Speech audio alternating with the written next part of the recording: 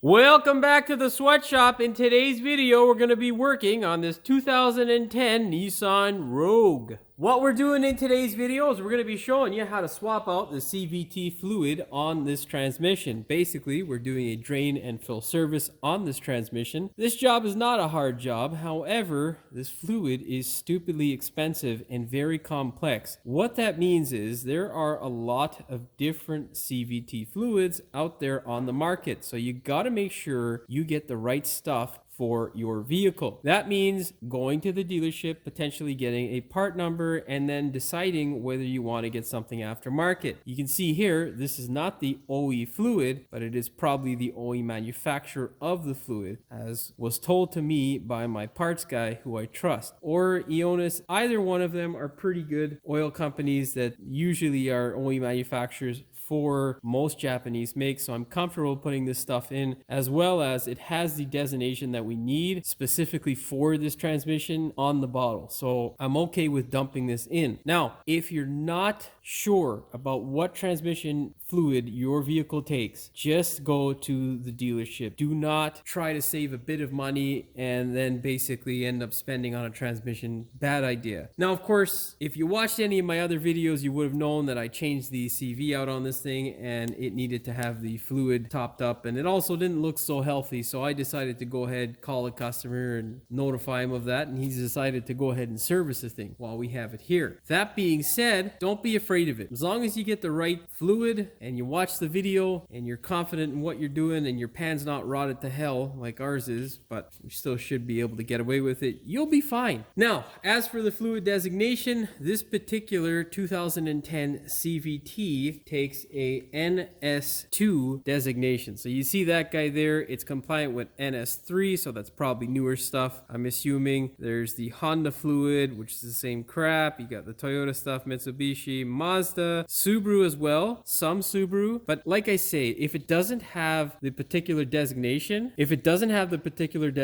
for your specific vehicle, either call the manufacturer or just get the dealership stuff if the price isn't ridiculous. And that's primarily why we went aftermarket. This is the only manufacturer fluid, just not from Nissan, because they wanted way more money than me or the customer wants to spend. And this guy here is said to be the OE fluid for this particular application. Anyhow, make sure you're comfortable with the fluid and you'll be good to go. Of course, before we get started with today's video, do me a big favor. Hit that subscribe button as well as the notification bell so you never miss one of my new videos. Also, if you are going to attempt this, these guys, really important. CVT fluid is quite nasty. This shit usually smells horrendous. On top of that, it's nasty. Wear gloves. Now, to do this job, it's something that you're going to need that's kind of expensive is a scan tool like this. Basically, you need something that's going to be able to tell you what your transmission temperature is. If you don't have that scan tool, you can do it, but you need to know the temperature, because if it's too hot,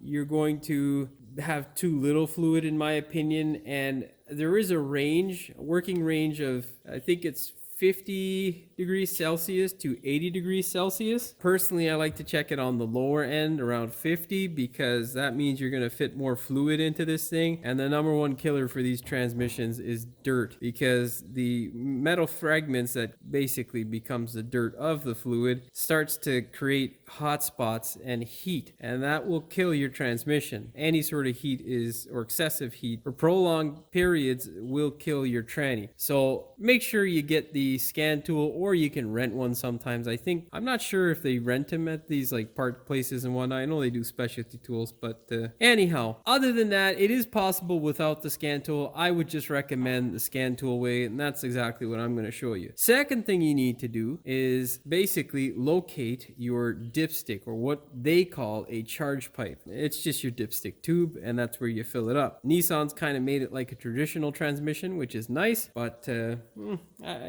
whatever. It's kind of old technology, probably because they didn't have any goddamn money to make something better, but whatever. What you want to do is take a rag, just simply look at the condition of your fluid. Like this looks fairly pretty, but it doesn't look like that when there's a lot of it. Smells okay too, so I'm not, it's not the worst fluid in the world, but realistically, you don't want your fluid to look anything worse than this because, well, your transmission is probably going to bite you in the ass because these things are goddamn expensive. And do they fail? Yeah. And if you have one of these, believe me, it is not a race car. Do not treat it as such. Make sure you drive it like a grandmother, and then it will last for a longer period of time, but I don't know of any that are really, really high up there in mileage. But yeah, the engine's not so bad, but God, Nissan, they couldn't make a transmission if it depended on their lives, man. Their CVTs suck. So yeah, anyhow, let's go up now. We'll go ahead and start draining this thing. You can see where the dipstick is. Sometimes too, it's not very common because these usually get checked more, but if this guy seizes in the tube, there is a 10 mil down there that you can take the whole tube out with and then just unseize it. But be very careful. And those tubes, they also,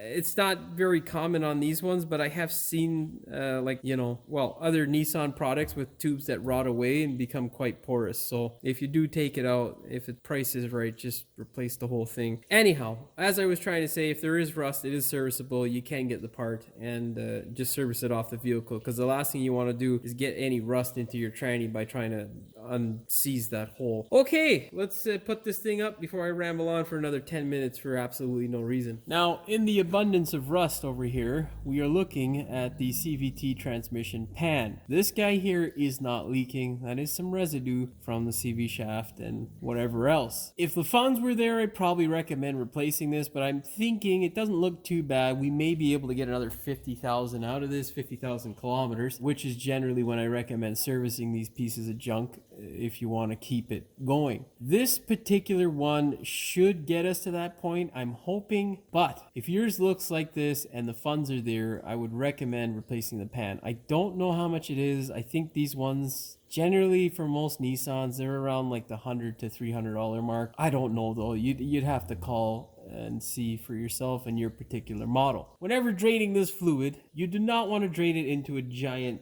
drain bucket or anything like that. The best way to calculate or to help yourself with making the job easier is to get a can with a graduation. So this guy here is just an old Valvoline oil, engine oil container, and you can see there it's got a graduation. So it'll tell us how much oil we have, what we drain out of the transmission, of course. This just needs a big funnel on this little end here to get that fluid. Why you want your drain pan around is, well, if for whatever reason this thing pisses out more than 5+ liters, your drain pan will be there to catch it. Nonetheless, go ahead, do yourself that favor, get this thing. Full disclosure, when we did the CV shaft, we actually collected some of the fluid, so I would know how much fluid actually came out. I guesstimate it's between 200 and 300 milliliters. Actually, kind of looks like a bit more. Yeah, maybe closer to like 500 milliliters actually. God, that shit stinks. Anyhow, we're gonna set up our funnel, and then we'll calculate how much Julio or oil comes out of this stupid thing, and we'll go from there. Holy crap, guy. Fucking high is this thing, bro? Put that guy down all the way. Okay, now let's get a 19 mil and we'll crank this guy open nice and gently, because the last thing we want is a headache or an issue that tissues just won't solve. You know what I mean? All right. Yes, look at all that rust, at all that shite. Let's get rid of the ratcheto. That guy underneath like so. You can see the bucket now, and let her loose, baby. All right, yeah, tranny fluid looks all right, not terrible. Whoa, did you see that? Funnel almost screwed me there. Now say you're into the servicing and whatnot, and you're at the 200,000-300,000 mark, it may be time or a good idea to take the pan down, because most of these pans will have a magnet to collect fragments, and also this guy here, it doesn't drain the whole thing out. Like, you still have a good 200-300 milliliters in there, and that shit can be quite disastrous to the longevity of your transmission. So taking the pan down every 200,000 or 250,000 isn't a bad idea. I'm not opposed to it, so yeah, just make sure you're comfortable with doing that. Get the right silicone if you're going to, and replace the pan if need be. And if you do get a new pan, do yourself a favor. Just spray the outside of it with some nice rust paint. That way you don't have to deal with the shit rotting to hell. Terrible, you know. Canadian winters, eh? It just not much you can do there. You can see hasn't been very long and our fluid is drained out. Let's see what we're totaling right now. Holy shit. Yeah, I think we're at like 5+ liters, man. Yeah, I wasn't expecting that much. Anyhow, yeah, we'll let that guy drain off camera for a bit longer. Usually I give it about 10-15 minutes just to let whatever's gonna come out of there come out. And you know, yeah, good to go. Well, I should tell you now, as I'm letting this guy drain out, I'm gonna clean up my my plug and determine whether I'm gonna reuse my gasket. That's for me to make that decision. Of course, I would recommend that you replace your gasket. All right, bye-bye now. Okay, so it's been about, I don't know, 10-15 minutes, I guess. You can still see we got a bit of a drip there. What you want to do with any Nissan product or any product that has a bit of a ridge, or where the washer or gasket basically, or crush washer, is smaller than the hex, you want to clean up the edge, because what will happen is when you put your new gasket on there, okay, like this, sometimes it doesn't center properly, okay, and if you're off center and one of the rust ridges on the head of the bolt pushes that gasket, you may potentially get a leak. So clean that guy up. Should look like this, rust free and all that. I just took a little cookie disc and ground it down. You don't want to take away material, just the crap. You can do it with a file, a screwdriver, whatever. Once you've done that, go ahead, put your new gasket in place and, well, thread this guy up. All right. Should be nice and easy, yes. And you also want to clean up the hole just to make sure there's no rust and crap. Because, yeah, you know. Now, what you're going to do is get your torque wrench. Set it to 25 foot-pounds or 34 newton meters.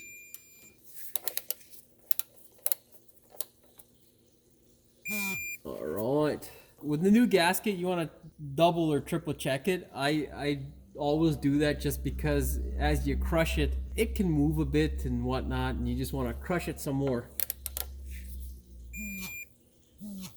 Okay, now that's happy for me. Now, I would generally say to spray it with brake clean, but truthfully, the brake clean we have in Ontario, Canada, or in Canada in general now, because I think it's the federal asshole who mandated a change in brake clean, it doesn't goddamn work. The only thing it's good for is giving you a headache, okay? So take a rag now and fucking rub this shit off, because the brake clean that did work is apparently too terrible for the environment for us to use anymore. You wipe off most of the shit, and then you take this overpriced can of primarily what I can smell is acetone, and you take this bullshit, which is 2024 VOC compliant, and you spray some of this useless piss on the hole like so. Okay, and then what you're gonna find is two things. You have a goddamn headache because the acetone stinks, and on top of that, there'll still be some residue. So wipe that shit down again with a rag. Don't waste your money on this piss poor excuse for brake clean. It is useless, man. Like, just, and it's not M-Zone. It's the federal government mandating that we can't have regular goddamn brake clean, which used to work. Like, if I had smell-o-vision, holy crap. You know what you're gonna find with that shit? You're gonna find a bunch of crackheads who like getting high off that sort of stuff in a corner somewhere sniffing brake clean, because they're probably the only people who are gonna consume it. Like, it's useless. I'm so irritated with this shit right now. I don't know. For all the people who are, you know, Team Canada and all that sort of stuff. Listen, I'm Canadian myself. I'm Team Canada, but oh my God, man, do we have so many issues here at home? Like, really, brake clean was a big problem that we had to fix. It doesn't work. And I know there's guys in other industries now who are complaining about certain stuff as well. This is just so stupid. Like, you know, you're already making my job harder as it is with the amount of money that I have to fork out in taxes and other bullshit. Can't you just let my products work so that my job at least goes well? Dude, if I had an old school can, like one that was from 2023, and I spurted this area, like, look, you could still see the residue. None of that shit would have been there with the amount of brake clean I just sprayed from that can. So that proves my point. It's useless shit, like our environment minister, because I'm assuming he's the asshole who made this change. Stephen Gilbo or whatever the fuck his name is. Just another overpaid, useless bureaucrat who makes too much money to know from his ass to his elbow what's actually going on. I guarantee you he's probably never held or used a can of brake clean for its proper use. He may have shoved it up his ass a few times, but yeah. Anyhow, that says all you need to know in terms of the brake clean and its quality. So yeah, here, I'll let you get another look at it again. And yeah, don't blame M-Zone. Call the federal government and complain. This trash, which is VOC compliant for 2024, is just that. It's trash. This is not brake parts cleaner or just parts cleaner. It's trash. Like garbage, dude. So yeah, grab your rag and do the shit we used to do 600 years ago. Or 60 years ago.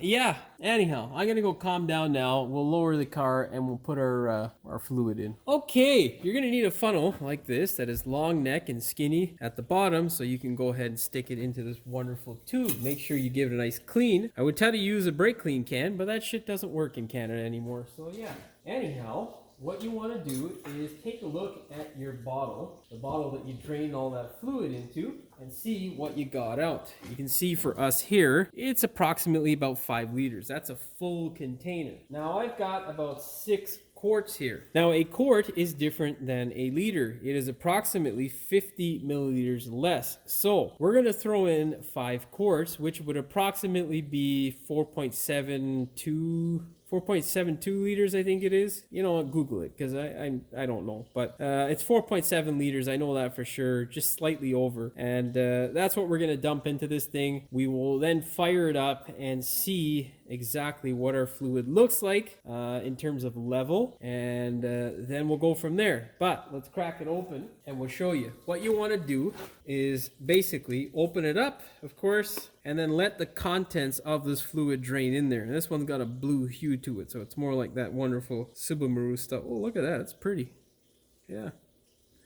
Anyhow, pour this wonderful shit in here and let the container drain out its contents. Give it about a couple of minutes just so you get as much out, because it is a quart containing every single drop in this goddamn thing. So you're not going to get every little drop out of it, of course, but the more time you let it drip out like so, the better for your wallet as well as your transmission. Yeah, it stinks. Anyhow, I ranted and I'm debating whether I should put it in the video or not. And you know, I for a long time wanted to talk about issues at home in Canada, and you know, it's tough because I get really irritated and it hurts, and that's part of the reason why I get so irritated, because I feel like we're slowly drowning.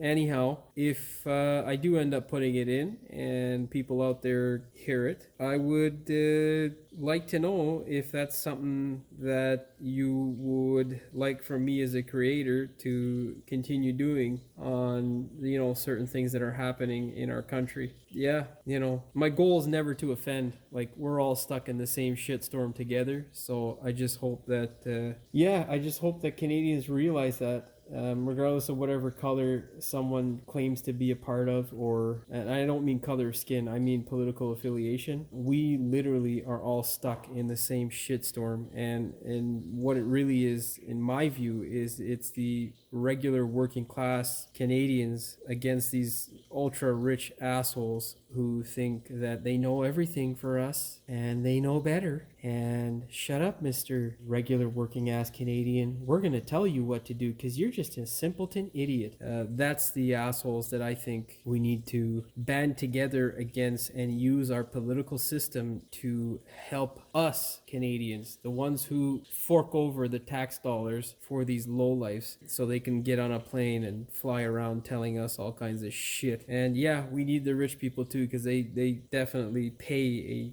large amount of taxes depending upon which ones we're talking about. And they also create jobs, which we all need, you know. So it's a complicated situation. No one's going to fix it just like that. But I think we need to be much more educated about it, because the education that we get on social media now is just so fucking divisive. It's all, oh, you left wing, you're right wing.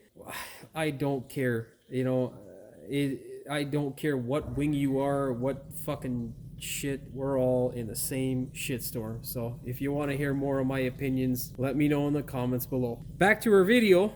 Now I'm going to repeat this process 4 more times, so we have a total of 5 quarts in there, and yeah, we'll go from there. All right, so we've basically put our 5 cans in there, and this is the last one I just put in. We're going to let this guy drain a bit, but what I'm going to do in the meanwhile is plug in my scan tool. We're going to start the vehicle up. We're going to run it through each gear after we let it idle for a minute, suck that nice transmission fluid up. We're going to run it through each gear. So you're going to put it into reverse, you're going to put it into neutral, then park, give it about 5 to 10 seconds in each gear, and then you can wait till this guy heats up. You can drive the vehicle, Nissan says, but I usually don't do that. I just run the thing, and if I need to cycle it, like what I'll do is just put it up on the hoist and drive it a bit. Of course, you're not going to have that capability at home, so make sure you go ahead, take it around the block while monitoring the temperature, because you don't want it to exceed 80 degrees. In my opinion, I wouldn't exceed 50 degrees. That way you can fit more fluid into this stupid thing, and it will last a bit longer. Just the benefit of having more fluid is to have more area or fluids for the dirt to basically be absorbed into. The less fluid you have, the quicker the dirt multiplies. So dirt kind of goes on a graph like this. You'll basically start off like that, and as it builds, it'll get worse off because more dirt helps more dirt. Basically, more metal shavings helps more metal shavings come off, and it just gets worse for your tranny. Let's go ahead now and start the vehicle.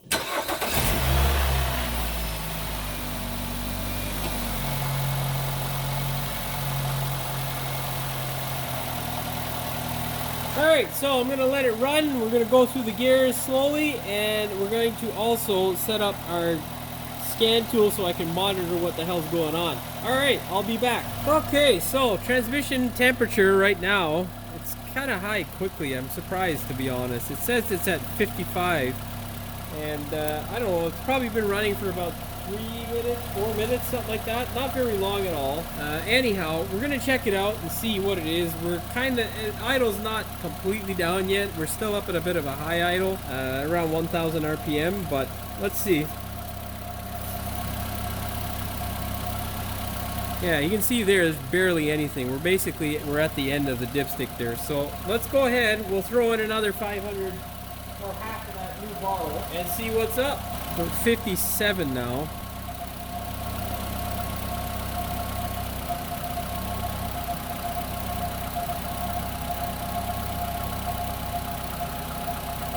Well, that guy has to get sucked down. So we threw in almost about 650 mil. I'm gonna go put it through the gears and then we'll see.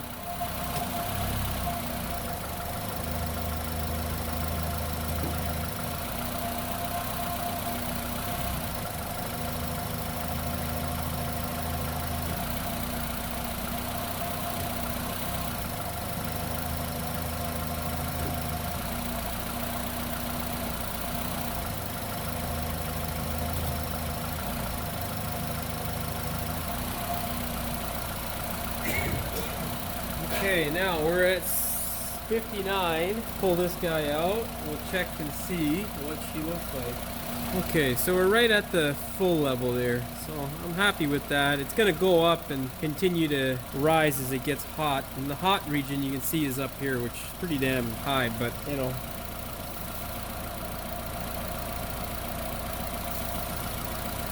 Check it out. Yeah, see? So kind of hard to see there on camera, but in that etched area, we're basically right there where that little notch is, and that's where you want to be. Okay, so in essence, this thing took 4.7 plus, so about 5.4 liters. So yeah, not terrible. All right, that's all we've got to do now, pretty much. We just got to take it for a test drive, make sure it's okay, but I'm going to shut it off and do my ending, and then, yeah, we'll go from there. Of course, before you take it for a test drive, make sure there are no leaks. If there aren't, make sure you check the level of the fluid within the recommended temperature range. I wouldn't recommend anything over 65. This thing did rise pretty quick, though, however, so yeah, you know, whatever. Just check it between the recommended range, which is 50 to 80. That being said, it is a CVT. Whenever driving it, doesn't matter whether you've just done the flush or not. You got to be gentle with it at any point in its life, especially with Nissan CVT. Those things, they're not reliable, and they do not like any sort of abuse. They like to be driven simply like a grandmother, essentially, just nice and easy. You want to make sure that you're not pushing it, no hard acceleration and all that wonderful stuff. Well, that's all she wrote for this one. Hopefully you found the video entertaining as well as informative. If you did, please like, share, and subscribe. Don't forget to hit the notification bell so you never miss one of my new videos. And as always, thanks for watching. We will see you in the next one. Okay, so we've torqued it, and I had a bit of a rant, so I'm gonna basically tell you nicely. You employ the use of a rag to dry off whatever residue, because the brake clean in Canada now is completely useless. So if you're watching this in the United States, you're probably wondering what it is I'm talking about. Well, we have a shithead for an environment minister, and for whatever reason, brake clean, which probably isn't good for you at all, probably is toxic. Well, at least it used to work. Perfect example is I sprayed this with half of that can of brake cleaner, this being the can here, which is VOC compliant. You can see there is still tons of residue there. I've wiped it down. The brake clean doesn't work. So if you're in Canada and you're thinking about buying brake clean, don't bother. It's useless. Save your money. Just power wash it off, get some soap and water and wash it down. It's going to take longer, but it works better than this trash. And to the government of Canada, please just stop touching stuff.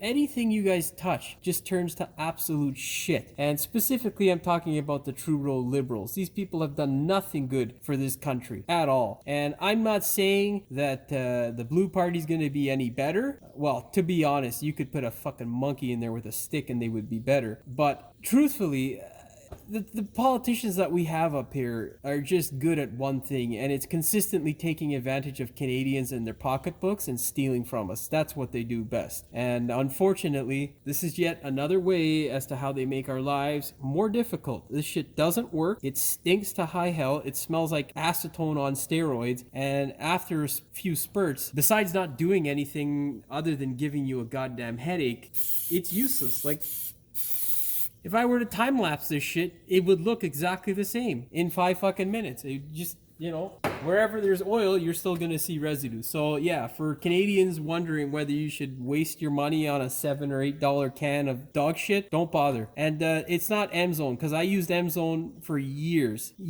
and they were the best formula where it actually worked the best. You got the best bang for buck in terms of size it can, and it worked without giving you a headache or this shit's as good as the certified. It's even worse than the certified crap we used to get from Part Source. So God, anyhow, yeah, don't waste your time on the brake clean, and don't if you're a Canadian, this is me talking to my fellow Canadians, okay? Like, I understand you want to get on the bandwagon with the, Team Canada stuff and whatnot, but please don't miss the point here. The governments that have got us into this trade war, and I'm not saying Trump he doesn't have any fault here. What I'm saying is that our governments have done such a piss poor job at basically making sure that we had security outside of the United States that we have no choice but to grovel on our knees and basically try to work something out where we're not going to get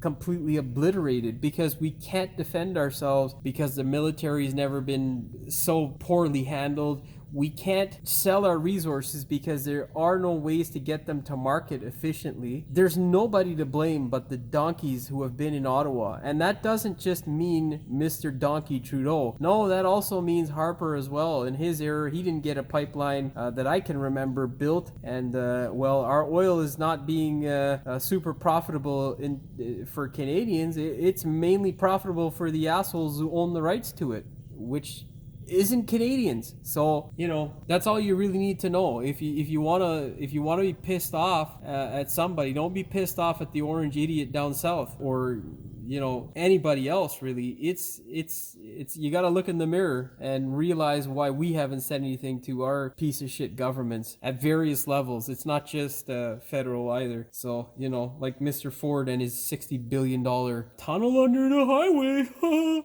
Like, you gotta be so fucking out there into space. I wonder if he was doing some of Rob's crack there to come up with that idea, because it makes absolutely no goddamn sense. Any smart Canadian in the province of Ontario would know the project would never get done. It'd probably take 20 to 30 years. On top of that, there'd be so much cost involved where you'd probably spend 600 billion to get the goddamn project done, and it would probably only be in a small portion of the 401 across North York. Makes no goddamn sense. Okay, it's just these are the idiots that we have to choose from, and sadly he's still the better candidate in comparison to the other two nitwits. That's all you need to know about Canadian politics. It's a fucking clown show up here, and good Lord almighty, this is why you have so many Canadians thinking, yeah, it'd be better to be the 51st state. Can you blame them? Can you really blame them? We're getting taxed into oblivion for nothing. Literally nothing. Oh, you're gonna sit there and say, well, we got free healthcare? Sure. Just go to any Canadian who has had cancer, who has had any real medical issue and says, I need to see a doctor. This is one of the only countries where you say to a patient as a doctor, don't worry, you had 9 months to live, but don't worry, we have an 18-month,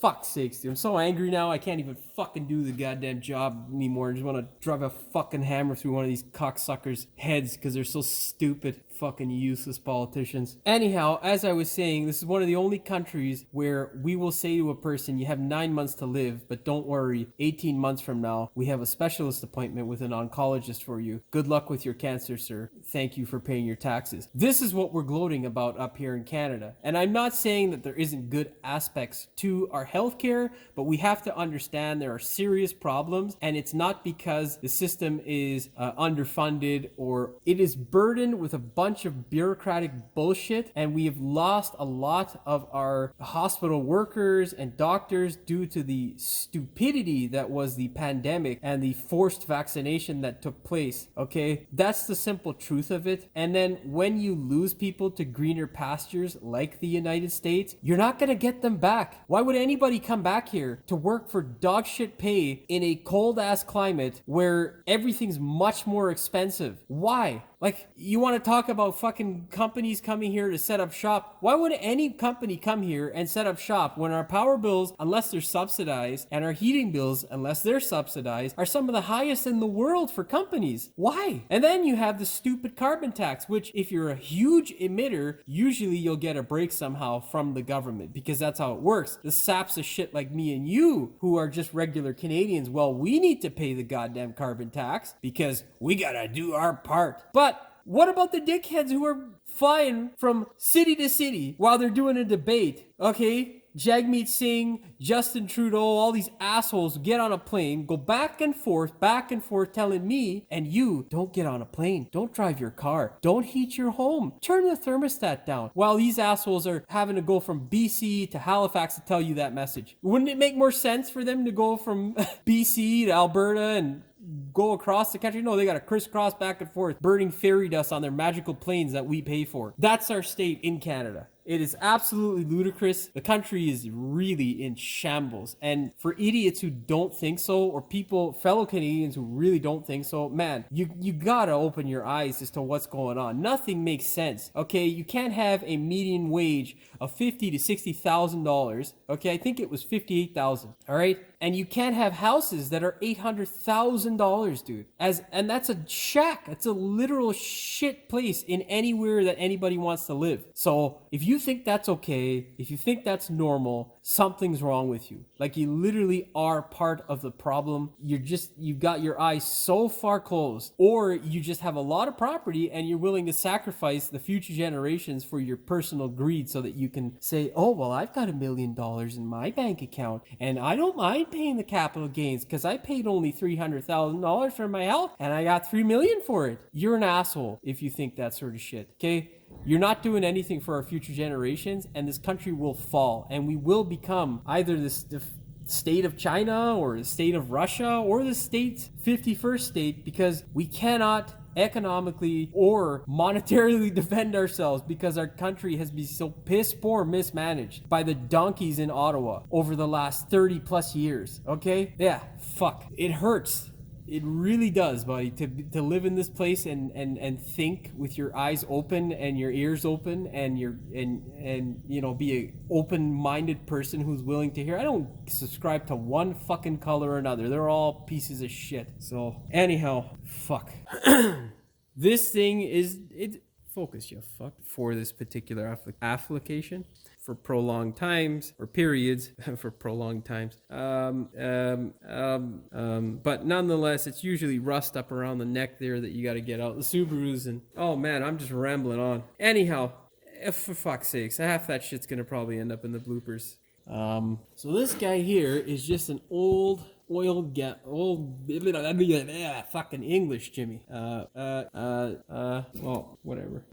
Oh, my fucking hands are covered in oil. I can't touch my camera. Fuck you, government of Canada. You guys suck balls. Whatever color, you all suck. Oh, focus, you fuck. Okay, so you're gonna need a thin neck funnel like this to go ahead. Fuck, man. So angry. Fuck you, federal government of Canada, you fucking low-life pieces of shit. That makes me feel better. All right. Oh, for fuck's sakes, why are you not auto-focusing anymore, you prick? Where the fuck is the key for this shit, guys? Oh, wonderful. We have misplaced the key. Yay! All right, well, I'm going to go look for that, and I'll be back. I'm going to go put it through the gears. Don't beat on the thing. Make sure you're nice and gentle with it before... Oh, for fuck's sakes, man. Make sure you check the level again within the fucking English, Jimmy.